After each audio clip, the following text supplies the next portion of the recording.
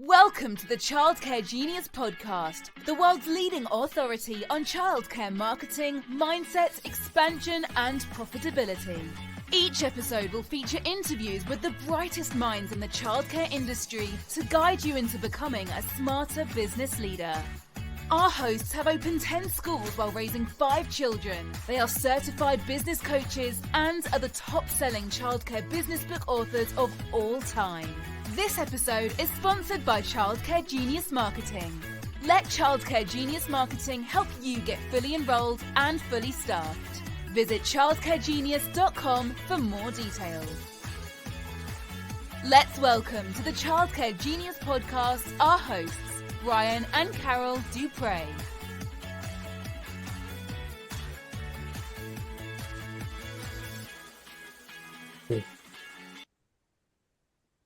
Hello, welcome to the Childcare Genius Podcast. I'm your host, Brian Duprey, along with my beautiful and talented wife, Carol Duprey. Say hi to the lovely people out there, Carol. Hi, lovely people. We are excited to be here today, joined by my business partner and amazing friend, Sindye Alexander. Hey, Sindye, how are you? Hi, Brian. Hi, Carol. I am doing great. Happy to be here today. We're so excited. It is the final episode, the final podcast of 2024. It is New Year's Eve. December 31st, this is episode 152. Can you believe it, Sindye? We've done 152 episodes. You just keep cranking out content. We've got all of these amazing, clients that you're interviewing. There's always, some great tips every Friday coming out. And I know that it just really sets you on fire to be able to deliver that to our audience. So I'm really happy and really proud of that accomplishment. That's a lot in just a short time. Yeah, and we love doing a podcast. We know we're reaching a huge audience, and we know that they love our content. So we decided, since it is now New Year's Eve and December 31st, we figured we'd do an end of the year assessment. So it's something that Carol and I do in our business. We like to do a look back period where we look back at the end of the year and we look at where we did, what we did right, what we did wrong. And it's hard to fix things that you don't know are broken. And it's also a chance to reward success. So we're going to look at a couple different key areas today, and we're going to share with you what we do and hoping that you'll do the same thing in your business. So it's an exciting time. 2024 was a good year for a lot of our clients. We've come out of the pandemic. The staffing crisis tend to ease up for most of our people in 2024 for the most part. That was helpful. There was still some grant money for a lot of the clients out there. So there was some extra money in there for 2024. That helped a lot of clients get through the year. And basically it was a good, other than, a contentious election, which kind of wasn't that great for a lot of people, dealing with political stuff. That's behind us now. And we know. Yeah, I'm glad all of those ads are no longer on the TV. We're not getting all the text messages all the time. Yeah, so I'm happy the election's over too. Yeah, so we're glad that's all behind us, and we could look forward to, into the positive realm. And so there's a lot to look forward to, but there's also a chance for you to look back and say, what did I do wrong, and what did I do right? So we're going to give you a couple of areas that you should assess today. Sindye, what's the first area that people should start grading themselves on? Well, I think, one of the biggest things is your enrollment numbers. Where are you at with your FTEs versus, where do you want to be? Maybe you're reaching your goals. Maybe you have a wait list. That might be a clue to you. It might be an indicator that it's time to expand. Maybe you're not reaching those goals. It might be an indicator that you need to look at, marketing to get more calls in, or maybe you need to revamp your tour process, or maybe there's something, cosmetically in your building that you need to fix to, attract more parents. But those enrollment numbers are a really great indicator to see, have I reached my goals? And, those will play in to some of your other numbers that you should probably track. I think, we'll talk about them a little bit more, but, like as far as your employee retention and your profits and things like that, enrollment numbers are going to be an indicator, and you'll probably be able to find a problem if you're monitoring certain things, or you can assess whether it's time to move forward, with the next step in your plan. Yeah, it's something that we are coaching clients that we track consistently is enrollment numbers. We ask them to track their own data. Carol and I can go back, I think, 17 years and know how many full and part-time kids we have in every classroom and every school for 17 years. So we track that weekly, right? And you look at it as a scorecard issue. And yeah, and you can usually see like when is it like a good time? Sorry, I didn't mean to interrupt. I didn't know you're going to ask her, but when is it a good time? Like your most busy, heavy enrollment months. They've been traditionally like around August or back to school time, and then January. So you can see trends, or maybe it's like summer camp time, maybe depending on your program. So you can kind of identify trends as well when you're tracking these enrollment numbers. Yeah, and it's good. You get that every week from your directors, right? Yes. And it's important. Yeah, it's important to see if there's growth or if we are losing as many kids as we're gaining, and what classrooms we're filling up. In our state, we're allowed to switch classrooms. So if we have extra toddlers, less preschool, we can make another toddler room if we need to. So it's good. Yeah, the enrollment numbers are really good. You should look at those. And I heard some clients tell me, well, my parent engagement app tells me what my FTE is.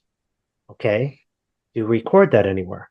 Like, you need that historical data. You need to be able to see it on a spreadsheet, to see your numbers, to track that. So if you've never done that before, please do that going forward, and start tracking that on a weekly, monthly basis. Weekly's better. So enrollment numbers and how you did compare to the year before. Did you have an up year? Did you have a down year? Gauge that in there. A lot of people around the country, I'd say 90% of our clients are down in 3 to 4 year olds right now. And everybody's asking me, why are we down? And they're always blaming the public schools for it. But that's not always the case, because we've had that public school competition for many years. A lot of people don't realize that we spent an entire year from March 2020 to March 2021. Nobody was dating anybody. No dating, no hookups, no unwanted pregnancies. A lot of less babies were born in 2021, which are now preschoolers if they were born. So there's a lot less 3-year-olds that were born 3 years ago, due to the fact that nobody was out. Everybody was locked in their houses for a year, and nobody ever thinks of that. I hadn't thought about it that way. I've heard it the other way. The people that are locked together in the same house might have a boom there. There was a boom in Utah, because we were in Utah last month. Well, they're very family oriented in Utah. A lot of church going folks, and a lot less dating scenes in Utah. They had a baby boom, and they're busting at the seams, 3 and 4 year olds. In some of the Bible Belt states, I've noticed that as well. 3 to 4 year olds, plenty of them. But most of the country, there is a shortage of 3 year olds due to that. There was a baby shortage in most of the country. And again, it's something you don't think about, but that's why tracking these enrollment numbers kind of help. So the next area we want to talk about is revenue and profits. Tracking revenue and like how good you did compared to the year before. And thankfully, QuickBooks will tell you, give me a previous year comparison. How'd you do? Did you do better or did you do worse? Well, what was your profit? Was it better or worse? How about your net worth? Did you do with personal growth? Did your net worth increase in a year? Did your savings go up? What about your rainy day fund? How you gauge how you did from a money perspective. You should have, all those things should have gained. Your profit should have increased, your net worth should have increased, your savings should have increased, and rainy day fund should have increased. If it didn't, you went backwards. And if you went backwards, we got to make sure next week on our podcast, we're going to talk about setting goals for the new year. You might want to set some new profit goals. Anything to add, Sindye, on that? No, I think that's really, it's really smart. And I think it's like almost a no-brainer. As a business owner, you should be tracking your revenue, tracking your profits, and all of these different things. And again, if you didn't quite reach your goals, maybe you met them in some areas and another, it can be an indicator of, okay, I need help in this area, or it may help you identify that there was some external something that caused this effect in your finances. So it's really, really a good idea to do an assessment like this, just so you kind of know where you're starting from when we set goals for next year. So I'm going to talk now about employee turnover, and there's an easy way to know how you did. Now, I have clients say, yeah, my turnover, I think it's worse this year than last year. but there's an easy way to gauge how to do it. And all you do is simply divide the number of W-2s you're going to print by the number of employees that you have.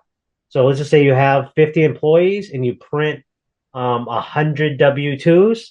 Well, you had 50% turnover because 50 employees left and you have 50 employees currently. So it's knowing how many W-2s you're printing compared to how many current employees you have.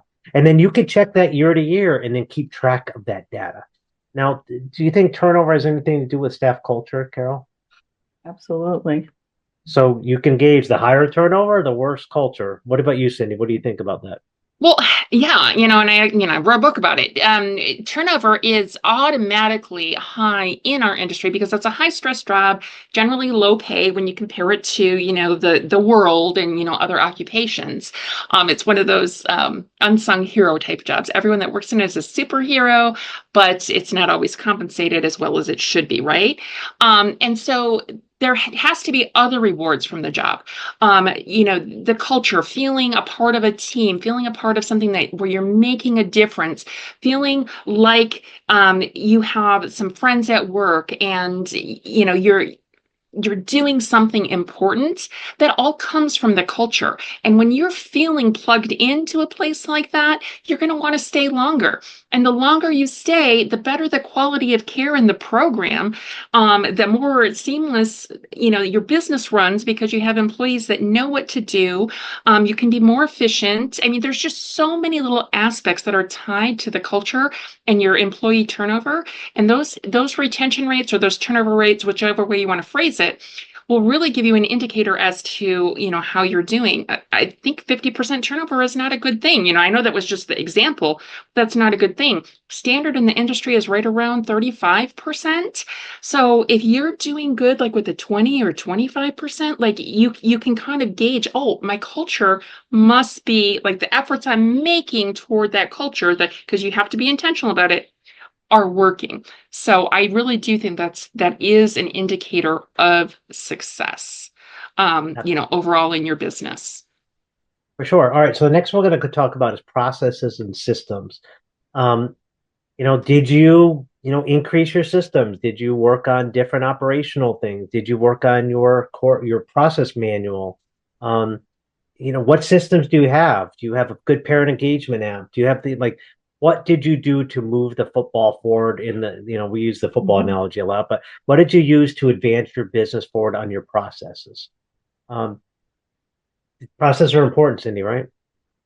Well, yeah, and again, it comes down to efficiency. It comes down to time freedom on your part and your director's part, because if you have systems and processes in place, you're not needed as much because your team knows what to do, what you expect of them, and they have a roadmap to get there.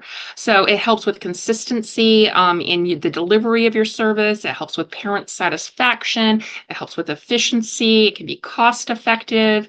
Your written processes serve as like a benchmark or a tool to rate your team against in case there is a need to correct somebody. It's like, okay, this is you accomplished X, but you didn't follow our process to do it, right? And so you can build a hamburger, but if you go to Wendy's expecting a Big Mac, you're not going to get it because they have different systems. So you need to really have those defined and train your team, and the outcome is great.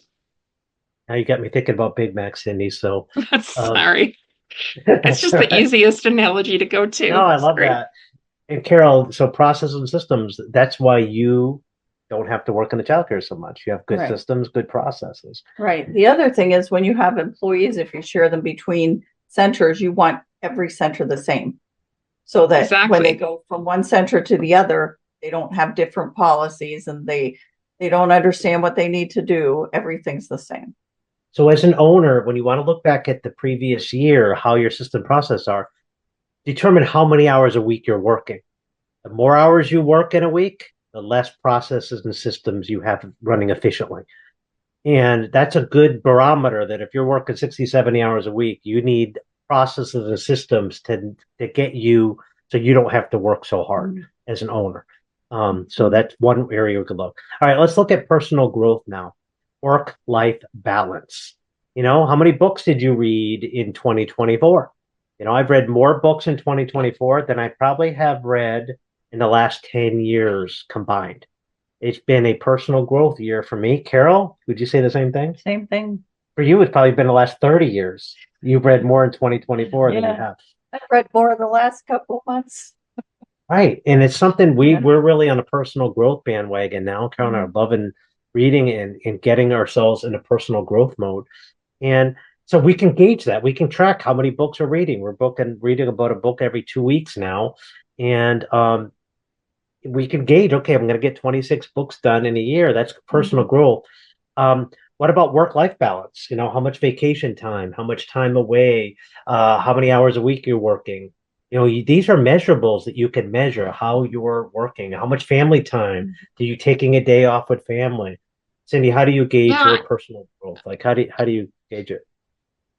Well, before I answer that, I just want to, just reiterate that like if you are evaluating your work-life balance and you're thinking, oh, I'm out of whack, I'm working too much, I'm not spending enough time with my family, then you can go back to your processes and systems and you can see what else can I systemize and get off my plate. Because if you can write instructions for it or you can show somebody else how to do it, and there are, instructions or a video or whatever, you can take it off your plate and then just check in with them. And then that could help both of these categories. For me, I think I like to do a lot of, training, or I'm really into, like right now, finding ways that I can use AI and automation to eliminate some things off my plate.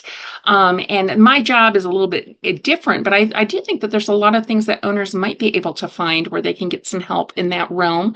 As far as like work-life balance. So I'm finding ways like to cut corners, or not cut corners, but save time. That's what I meant in my work. So that way I can spend more time with my family and get better results in my work. So I'm loving that because I'm learning how to do new things or implement new strategies.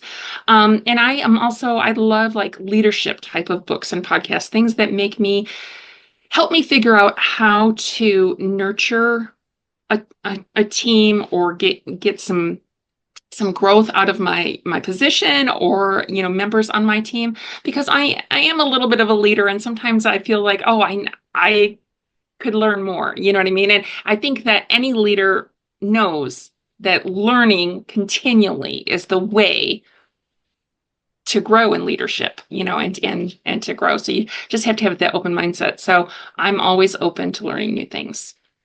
That's great, because your mind is either growing or not growing. So it's, your mindset is either improving or getting worse. There's no status quo. It's like a tomato. It's either getting ripe or rotting. There's no status quo with a tomato. Well, same thing with your mindset.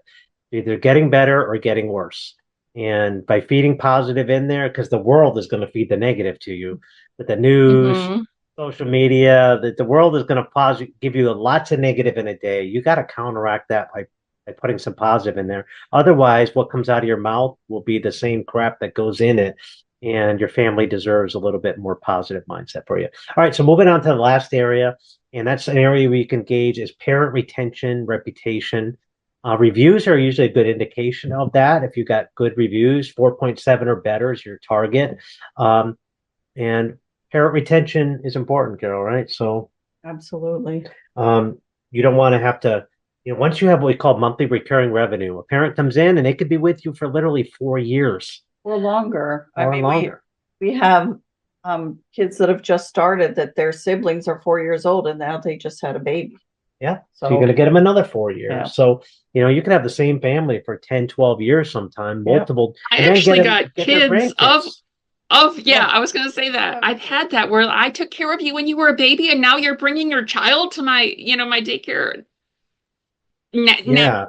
Yeah. Now that you're Girls a mom, the diapers of some of our staff members. So cool. It was a long time ago, but yeah, kids at our program. So yeah, that's weird. That's true, but we're touching lives, you know what I mean? And, whether it is, these are the children in our centers or the families in our centers, whether, sometimes the parents become employees of ours, or sometimes they become partners with us within the community. Sometimes, as we discussed, the children grow up and then bring their children, or they refer friends and family, because they're happy with us. And, you're going to get that good word of mouth and referrals from people when you are serving them well. So parent retention is a good indicator of, how people feel about your business. And it will probably, if you don't have good parent retention, you probably have lower enrollment numbers, maybe lower, a higher turnover rate with employees. So some of these things kind of go hand in hand together. Yeah, and it's good to sit down and look back at the previous year and tick all these areas that we talked about today, figure out how you did, and then look for the areas where you can improve. And then next week, we're going to take a podcast and set goals for 2025. So the first episode of 2025, next Tuesday, we're going to be setting a goal setting, first podcast of 2025. So everybody put that on your calendar and watch next week. So we'll take what we learned last week, which is this week, and we'll apply it next week to next week's podcast. So this has been the Childcare Genius Podcast, episode 152. Signing off. Before we go, just a reminder that if you have not got tickets for our Childcare Genius live conference, April 14th, 15th, and 16th, tickets are on sale at our website, childcaregenius.com. We would love, love, love. Cindy's one of our guest speakers. Carol's one of our keynote speakers. So am I, and about 10 other people. And it'll be the best conference you've ever been to, guarantee it. It's the world's most advanced childcare conference. And you can bring your directors. And Cindy, anything to say about our conference? Oh, the conference is great. And I mean, it's such a convenient location too, because there's so much you can do with your team. I really recommend bringing your team, and not only, learning while you're at the conference. We're out earlier enough. You can do some team building activities in the evening and not even leave the strip. We had such a great time last year. I would recommend coming as staff, but also, as a director, or an owner, there's so much content and information and networking opportunities. You should really come. It's a lot of fun. And rooms we got down for $75 a night, and our group setting, which is great, plus resort fee and tax. So, you can't beat that. Where else can you go to a conference for $75 a night? It's just it's unheard of. I just heard somebody told me last week they went to a conference, it was $395 a night, and that doesn't include food and drinks or anything. And oh that was just the room, and that was the conference. And they said they paid $1,200 for the night before the conference. They had to come in early, $1,200 for a night to go to a childcare conference. That's ridiculous. So we're much more affordable, at $75. So Golden Nugget Casino and resort in Las Vegas, 5-star resort, beautiful. So childcaregenius.com, go to our conference tab under Childcare Genius Live. Get your tickets today. The price will only go up, so get it fast. Anyway, this concludes this episode of the Childcare Genius Podcast. Carol, what do you want to tell them? See you next week. Don't forget to hit the subscribe button so you won't miss a future episode of the Childcare Genius Podcast. Bye. Bye-bye. Thank you for listening to the Childcare Genius Podcast. If you enjoyed the show, please do us a favor and hit the subscribe button so you don't miss a future episode. Don't forget to visit our website at childcaregenius.com to see a list of services we offer to help grow your childcare business. Until next time, thank you for being a part of the Childcare Genius community.